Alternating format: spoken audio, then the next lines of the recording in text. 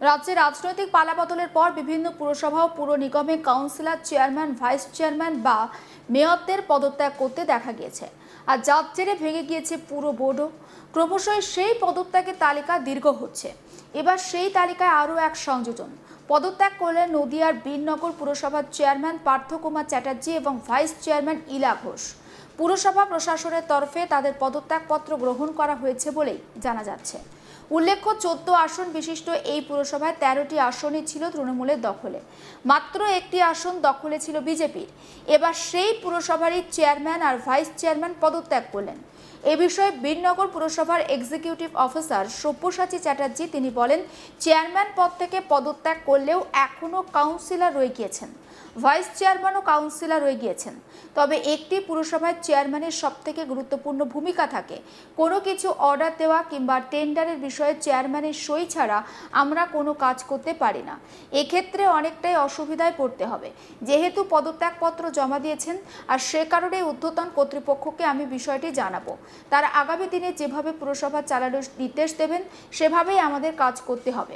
একবার শোনাবো পুরসভার এক্সিকিউটিভ অফিসার সব্যসাচী চ্যাটার্জি ঠিক কী বলছেন সেই বক্তব্য। সাহেব তো পদত্যাগ করেছেন, কিন্তু উনি এখনো কাউন্সিলর আছেন, আমাদের বোর্ড অফ কাউন্সিলর এখন রয়ে গেছে। তো ন্যাচারালি ভাইস চেয়ারম্যানও নেই। এখন পৌরসভা চালাতে গেলে তো চেয়ারম্যানের যে ভূমিকা সেটা তো খুব সামনে, মানে ওনার অর্ডার ছাড়া অনেক কাজই করা যাবে না। তো সেই জন্য ব্যাপারটা আমি রানাঘাটের মহকুমা শাসক এবং নগর উন্নয়ন দপ্তরকে জানাবো আজকে। এরপরে ওনারা কি সিদ্ধান্ত নেন সেটা দেখার আছে। আপনার কাছে কখন জমা দিলেন? উনি 10:30 নাগাদ লোক মারফত পাঠিয়ে দিয়েছেন এটা পদত্যাগপত্র, চেয়ারম্যান পদ থেকে, নট কাউন্সিলর। আর কে পেয়েছে? উনি চেয়ারম্যান পার্থ চট্টোপাধ্যায় করেছেন আর ইলা ঘোষ করেছেন ভাইস চেয়ারম্যান করেছেন। আচ্ছা, এই পৌরসভার মধ্যে যে আজকে পদত্যাগপত্র তারা জমা দিলেন, সেক্ষেত্রে পৌরসভা এখন কিভাবে চলবে? পৌরসভাতে যে কোনো খরচ বা যে কোনো কিছু অর্ডার, মানে জিনিস কেনার বা টেন্ডার বলুন, সবটাই চেয়ারম্যানের সইয়ের পরে আমরা কাজগুলো করতে পারি। এবং ন্যাচারালি এই যে স্টেলমেট সিচুয়েশনটা হয়ে গেল, এবার আমাকে ঊর্ধ্বতন কর্তৃপক্ষের নজরে আনতে হবে এবং তারা কি ব্যবস্থা নেন দেখা যাক। বীরনগর পৌরসভা এবার চেয়ারম্যানের পদত্যাগ থেকে উনি তো পদত্যাগ করলেন, সেক্ষেত্রে আর কি কি পদে ছিলেন? উনি বীরনগর পৌরসভার মানে চেয়ারম্যান ছিলেন, এবং রাজনৈতিকভাবে উনি কি কি পদে ছিলেন সেটা আমার ঠিক জানা নেই। তবে হঠাৎ কেন এই পদত্যাগ? ডিপ থেরাপি থেকে বাঁচতে, নাকি রয়েছে অন্য কোনো ছক? এই সমস্ত প্রশ্নই এখন ঘুরপাক খাচ্ছে বিভিন্ন মহলে। সমস্ত বিষয়টা নিয়ে আমার কলিগ সুরজিৎ দাসের একটি রিপোর্ট আপনাদের জন্য। নদিয়ার নবদ্বীপ, রানাঘাট, চাকদার পৌরসভার পর এবার আচমকা পদত্যাগপত্র জমা দিলেন বীরনগরের চেয়ারম্যান এবং ভাইস চেয়ারম্যান। পৌর পরিষেবা নিয়ে আগামী দিনে কিভাবে সাধারণ মানুষকে পরিষেবা দেওয়া যাবে তা নিয়ে বড়সড় প্রশ্নের মুখে পড়ল এই বীরনগর পৌরসভা। রাজ্যে পালা বদলের পর গোটা রাজ্য জুড়েই দেখা গেছে যে একাধিক নেতা মন্ত্রী তৃণমূলের তারা বিভিন্ন দুর্নীতির অভিযোগে গ্রেপ্তার হচ্ছেন, তাদেরকে লক্ষ্য করে ডিম ছোড়া হচ্ছে। একরকম অর্থাৎ চাপেই ছিল বলা চলে তৃণমূল নেতৃত্ব এবং তৃণমূল নেতা থেকে শুরু করে জনপ্রতিনিধিরা।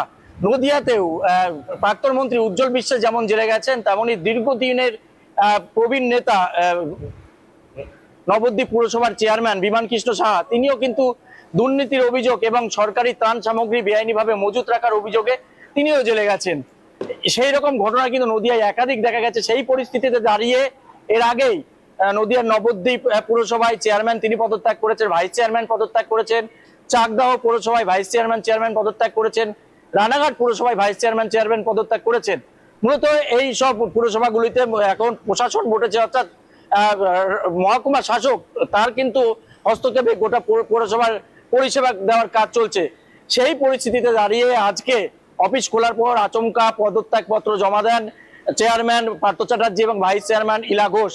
তাদের পদত্যাগপত্র, তাদের যে আবেদন, সেই আবেদন কিন্তু রিসিভ করা হয়েছে পৌরসভার তরফে। এবং রীতিমতো কিন্তু আগামী দিনে বীরনগর পৌরসভার পরিষেবা কি নিয়ে কেমন ভাবে চলবে তা নিয়ে প্রশ্ন উঠেছে। পৌরসভার এক্সিকিউটিভ অফিসার তিনি যেটা জানাচ্ছেন যে এই পদত্যাগপত্র পাওয়ার পর একরকম অচল অবস্থা হতে পারে। তার কারণ পৌরসভা চালাতে গেলে মূলত চেয়ারম্যানের যে ভূমিকা, সেই ভূমিকা কিন্তু অন্য কেউ নিতে পারে না। অর্থাৎ যে কোনো কিছু টেন্ডার দেওয়ার ক্ষেত্রে হোক, যে কোনো পৌরসভার কিছু কেনার ক্ষেত্রে হোক, চেয়ারম্যানের সই ছাড়া কিন্তু কোনো কাজ এগোনো যায় না। সেই পরিস্থিতিতে দাঁড়িয়ে আগামী দিনে পরিষেবা কিভাবে চলবে তিনি এই নিয়ে মহকুমা শাসক এবং নগর উন্নয়ন দপ্তরে কথা বলবেন। তারা যে নির্দেশিকা দেবেন সেই নির্দেশিকা অনুযায়ী কিন্তু আগামী দিনে বীরনগর পৌরসভা চলবে, এমনটাই কিন্তু জানাচ্ছেন পৌরসভার এক্সিকিউটিভ অফিসার। শুধু নদিয়া জেলাতেই নয়, রাজ্যের বিভিন্ন জেলায় এমন পদত্যাগের ঘটনা কিন্তু একেবারে সামনে এসেছে, আপনাদেরকে দেখিয়েছি। যেমন কিছুদিন আগে পূর্ব বর্ধমানের মেমারি পুরসভার চেয়ারম্যান স্বপন বিষয়ী সহ বেশ কয়েকজন তৃণমূল কাউন্সিলর কার্যনির্বাহী আধিকারিক দেবরাজ ব্যানার্জির কাছে তাদের পদত্যাগপত্র জমা দিয়েছিলেন। একবার আপনাদেরকে শোনাবো কার্যনির্বাহী আধিকারিক দেবরাজ ব্যানার্জি ঠিক কি বলছেন সেই বক্তব্য। এখনো অবধি আমাদের 3 নম্বরের ওয়ার্ডের মনসুরা বেগম, আমাদের 12 নম্বরের ওয়ার্ডের চেয়ারম্যান এবং কাউন্সিলর স্বপন বিষয়ী, 11 নম্বর ওয়ার্ডের বিলকিস বেগম এবং আমাদের 6 নম্বরের চিরঞ্জীব ঘোষ ডক্টর, 2 নম্বরের শেখ ইউসুফ, 14 নম্বরের রঞ্জিত বাগ মহাশয়, আর 9 নম্বরের বাপি ব্যানার্জি এই আজকে দিয়েছেন। এর আগে মানে শুক্রবার দিন আমাদের কৃষ্ণপদ বিশ্বাস 5 নম্বর ওয়ার্ডের উনি আমাদের কাছে পদত্যাগপত্র দিয়েছেন। আচ্ছা, মূলত কি কারণে পদত্যাগপত্র দিলেন সেটা কি কিছু ওনারা বেশিরভাগই ব্যক্তিগত কারণ দেখাচ্ছেন। এটা তো ইস্তফা বলা যেতে পারে। দেখুন, যতক্ষণ না ইস্তফা গৃহীত হচ্ছে ততক্ষণ ইস্তফা আইনত বলা যায় কিনা এটা নিয়ে আমার সংশয় আছে। আমি এটা নিয়ে আজকে এসডিও সাহেবের সঙ্গে কথা বলবো এবং পুরোটাই নিয়ে যাব, তারপর সরকার যা ডিসিশন নেবে তাই চাপের মধ্যে কিংবা সমস্যার মধ্যে এনারা এটা কেউ চাপের কথা ওনারা বলেননি, ওনারা এসে দিয়ে গেছেন আমার কাছে, আমি গ্রহণ করেছি। স্যার, তাহলে পৌর নাগরিকদের যে পরিষেবা, এই পরিষেবা পেতে কি এখন পরিষেবা কি তাহলে বন্ধ হচ্ছে? না না, বন্ধ কিছুই নেই। যেগুলো সাধারণ পরিষেবা, যেমন ধরুন ড্রেন পরিষ্কার, ডেঙ্গুর কাজ, তাছাড়া অন্যান্য ময়লা বা আবর্জনা পরিষ্কার নিয়মিত হচ্ছে, এটা নিয়ে কোনো সমস্যা নেই। কাউন্সিলরই অভিযোগ করছেন কোনো কাজই তারা করতে পারছেন না, এই বিষয়গুলো এই কাজগুলি নাকি করতে তারা এইগুলো করতে পারছে না। জনগণ তারা এগুলো দেখাশোনা করতেন, কিন্তু তারা যেহেতু এখন সরে যাচ্ছেন, সুতরাং আমরা অফিসিয়াল যারা আছি, আমাদের যে সমস্ত স্টাফরা আছে তারাই এটাকে দেখাশোনা করবে। তাহলে কাউন্সিলরের মাধ্যমে যেসব কাজগুলো মেমারি পৌরসভাতে হতো সেগুলি কারা করবে? এখনো ঠিক হয়নি, এটা সরকার বলবেন। আজকে সবে ওনারা পদত্যাগপত্র দিয়েছেন।